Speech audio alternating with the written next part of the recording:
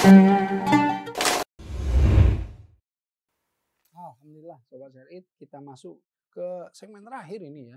Di sini kita akan membacakan pertanyaan-pertanyaan dari kru semua yang ada di sini. Ya, silakan. Ayo bantu. Assalamualaikum Ustaz. Waalaikumsalam warahmatullahi wabarakatuh. Siapa ini? Sofa Ustaz. Siapa? Sofa. Sofa. Oke, sofa Marwah, bukan sofa tempat duduk. Ini udah wah sofa. Ada pertanyaan banyak. Jadi ini ada beberapa pertanyaan dari kru-kru. Kita kocok. Ayo. Dibaca ya Ustaz.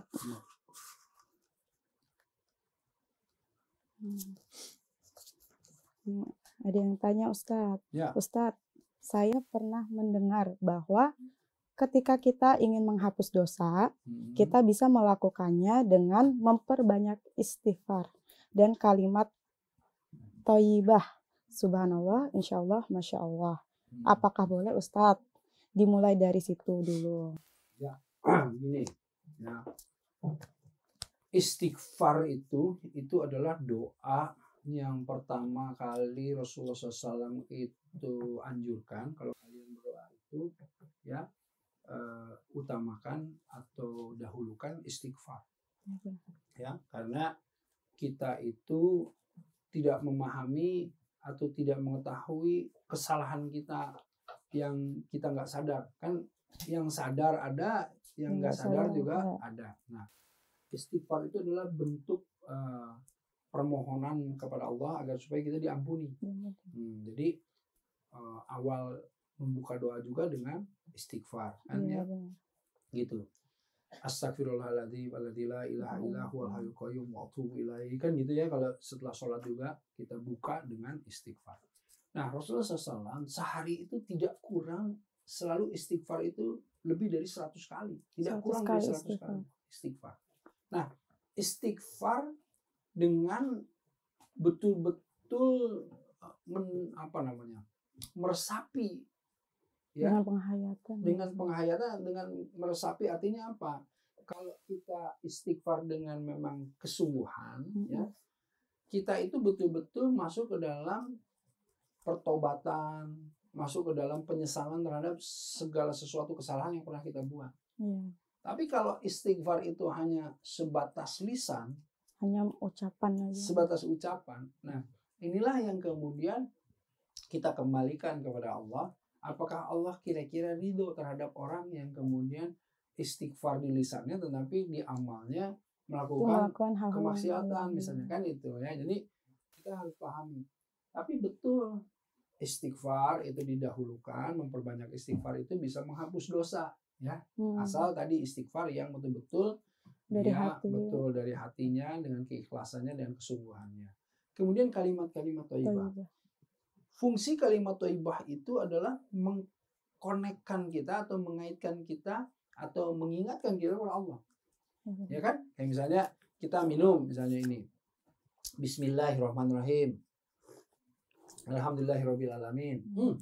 Masya Allah, enak banget. Nah, itu kan sebetulnya kayak password yang membuat kita connect kepada Allah. Jadi inilah yang membuat kalau semakin kita ingat, semakin banyak menghadirkan Allah dalam kehidupan kita, kan akan semakin jauh kita dari kemaksiatan, keburukan, ya nggak? Iya benar. Mau gosipin orang, ngegibah orang, tapi kemudian kita ingat astagfirullahaladzim, jadi nggak jadi kan? Iya. Nah itu maksudnya kalimat-kalimat thayyibah bisa menghindarkan kita, mencegah kita untuk berbuat hal-hal yang ya, itu maksudnya. Ustaz. Baik, alhamdulillah. Bagus pertanyaannya. Next, pertanyaan berikutnya.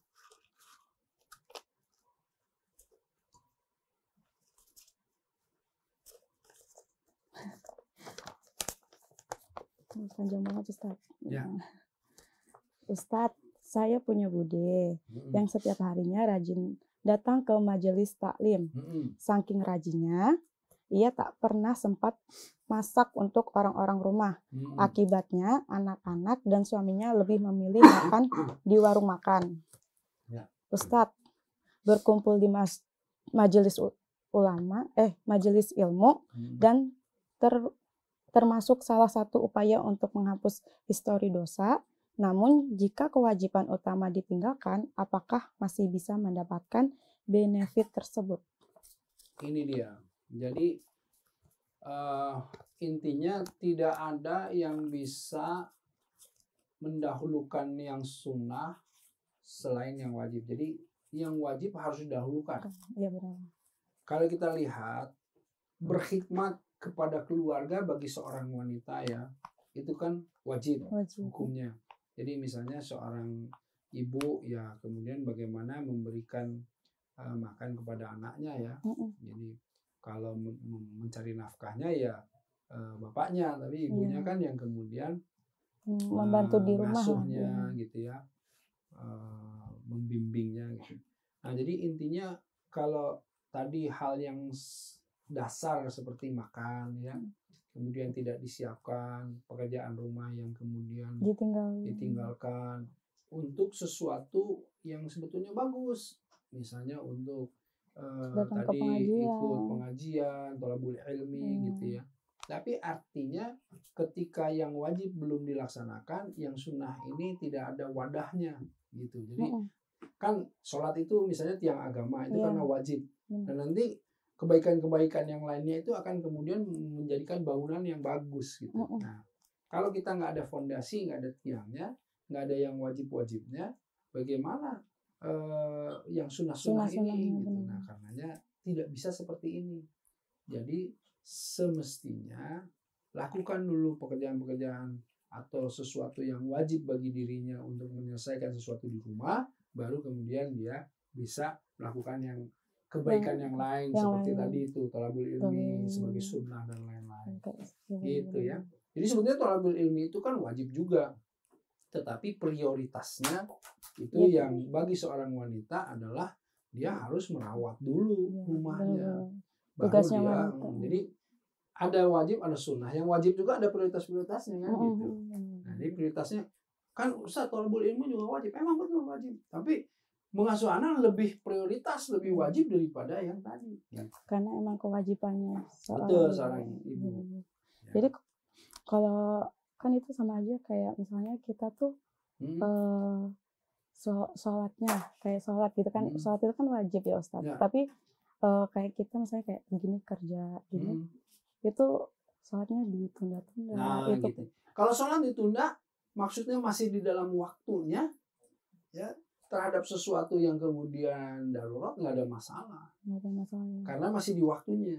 Kalau misalnya udah diganti itu gimana? Nah, itu kan nggak bisa. Kalau seandainya dia bukan musafir ya nggak bisa gitu. Jadi artinya jangan kemudian kayak tadi sholat tahajud tapi nggak sholat subuh gitu. Iya. Nah, kayak begitu itu kan jadi yang wajibnya sholat subuh, yang sunnah muakkadnya sholat tahajud dijalani. Ya gitu. Baik Ustaz. Baik. Pertanyaan berikutnya.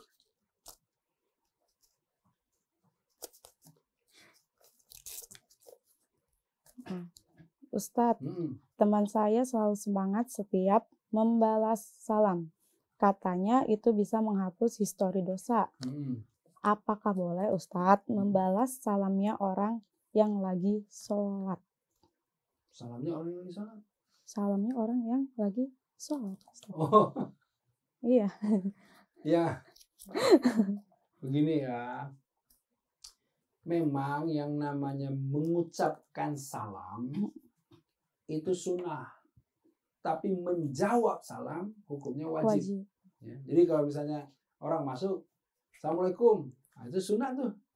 Dia masuk menjawab. Yang masuk. Yang wajibnya adalah yang menjawabnya. Waalaikumsalam warahmatullahi, itu wajib dijawab. Harus menjawab. Gitu. Nah, jadi kalau kita pahami, ketika dia menjawab, kan segala sesuatu yang wajib itu mendatangkan pahala.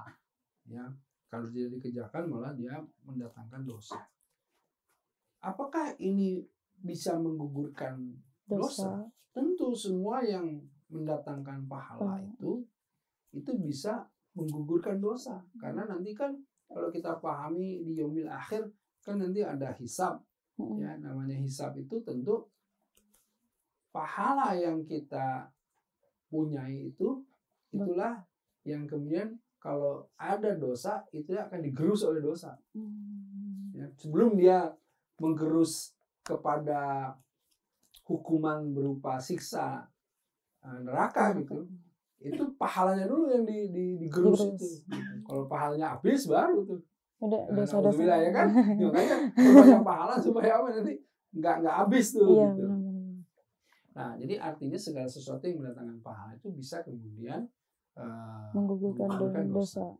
Nah, tetapi kalau kemudian kita lihat menjawab salam orang yang sholat, misalnya kan itu di akhir sholat ya, kemudian assalamualaikum warahmatullahi wabarakatuh, assalamualaikum, itu tuh artinya ini termasuk rukun sholat kan gitu. Tidak perlu yang kemudian di sebelahnya ini menjawab itu, karena ini salam kepada semua orang dan seluruh makhluk di sebelah kita ini, ke kanan dan ke kiri. Jadi kita jangan, kalau saya membayangkannya, ini orang kalau lagi ada yang sholat jamaah satu-satu, ketika assalamualaikum, waalaikumsalam, dan jawabnya dengan keras. Iya, itulah yang kemudian tidak lazim gitu ya. Enggak, bukan seperti itulah pemahamannya. Gitu, ya. Tapi orang yang memasuki suatu ruangan atau ya itu, ketika orang itu menyampaikan salam kepada kita, ya kita harus menjawab. Tapi kalau misalnya kita jawabnya itu nggak langsung terucap tapi dalam hati, itu gimana Ustaz? Kan harus, jadi gini, ketika orang itu mengucapkan salam ya, assalamualaikum, kita tuh menjawabnya aja nggak boleh waalaikumsalam. Waalaikumsalam warahmatullah harus ditambahin. Ketika dia assalamualaikum warahmatullah, kita waalaikumsalam warahmatullah wabarakatuh. Ketika dia assalamualaikum warahmatullah wabarakatuh, ya kita jawab selengkapnya waalaikumsalam warahmatullah wabarakatuh. Jadi supaya orang itu mendengar. Gitu. Jadi ketika ada orang yang menyampaikan salam, kita menjawab itu agar supaya orang itu mendengar, karena kan salam itu doa. Gitu. Doa. Jadi kayak misalnya sobat Serit ya, keselamatan untuk kalian, kesejahteraan, keberkahan untuk kalian ya, gitu. Nah, orang yang kemudian mendengar di situ karena dia berjarak dan ini dia waalaikumsalamnya boleh dalam hati. Karena saya juga tidak akan mendengar dia teriak-teriak juga gitu. Ya benar-benar. Paham ya? Nah, tetapi kalau misalnya ketika di dalam sebuah forum ketemu langsung, dia harus kemudian dijaharkan, harus kemudian dikeraskan. Harus dikeraskan. Ya. Baik, Ustaz. Kita pertanyaan berikutnya, Ustaz.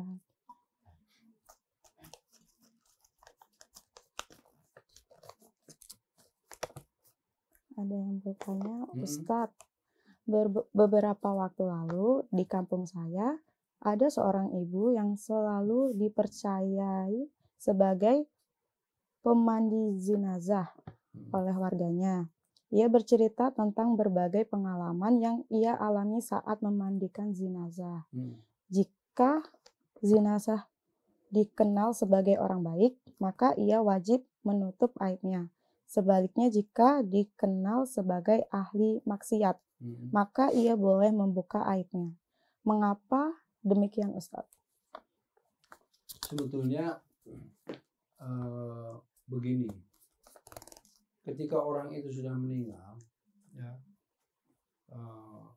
Rasulullah SAW pernah dalam hadis menyampaikan ketika ada orang jenazahnya melewat, kita mengucapkan kebaikan, ya, orang ini adalah orang yang baik, dia pernah melakukan ini dan lain-lain, ada kesaksian tentang kebaikan, insya Allah itu akan mengalir di dalam pahala orang tersebut.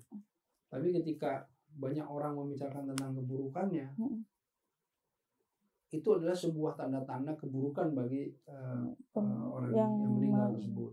Nah, kita sebetulnya itu diajarkan oleh Rasulullah SAW untuk tidak membuka aib orang yang sudah meninggal, kecuali untuk sesuatu pembelajaran, untuk sesuatu penegakan hukum dan lain-lain.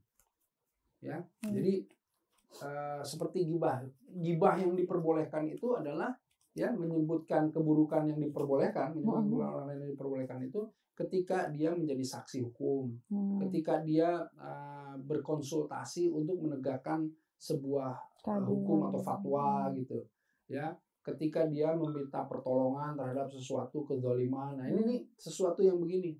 itu diperbolehkan. Tapi kalau seandainya seorang yang meninggal kemudian setelah itu kita membuka aib hanya untuk ngomongin, hanya untuk kemudian mencela, hanya untuk itu nggak boleh, harus ditutup aibnya gitu. Tapi kalau untuk kebenaran misalnya, kan masih ada yang belum terungkap dari permasalahan hukum misalnya, ya orang ini kita harus sampaikan fakta bahwa ya dengan sangat menyesal orang yang meninggal ini dia melakukan ini dan lain-lain, karena ada kepentingan hukum gitu. Kalau nggak ada kepentingannya hanya untuk kesenangan kita nggak boleh.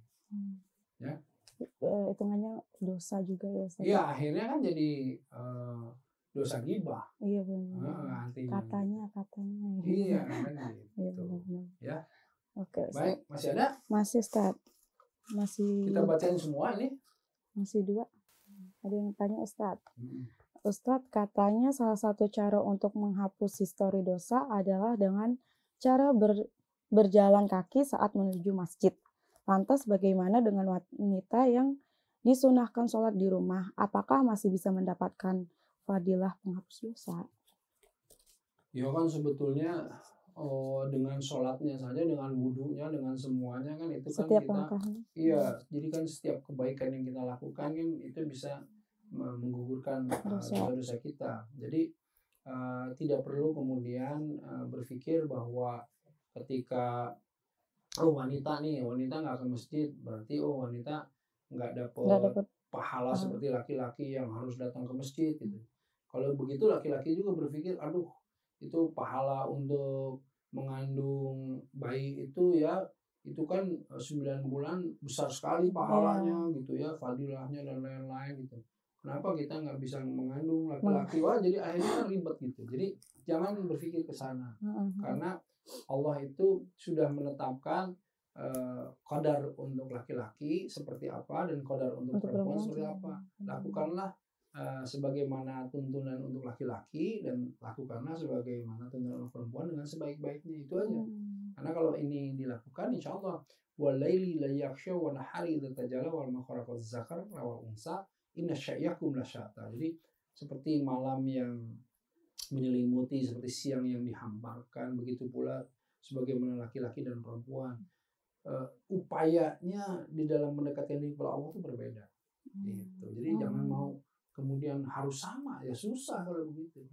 Itu sama aja kan kayak mengadu nasib gitu ya. Ya, bukan hanya mengadu, tapi sudah ada pemahaman kodrat gitu.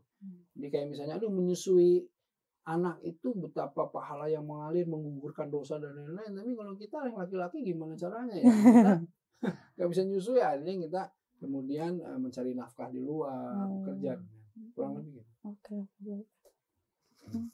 Kayaknya ini pertanyaan terakhir, Ustaz.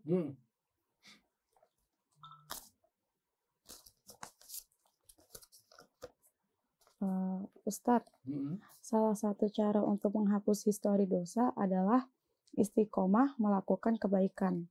Namun, bagaimana Ustaz jika kita sering berbuat baik namun masih suka berbuat dosa juga? Apakah Allah akan tetap menerima kebaikan kita? Allah itu akan selalu menerima kebaikan, tetapi juga Allah tidak mau menerima keburukan. Artinya apa? Artinya yang namanya istiqomah memang ini yang sulit.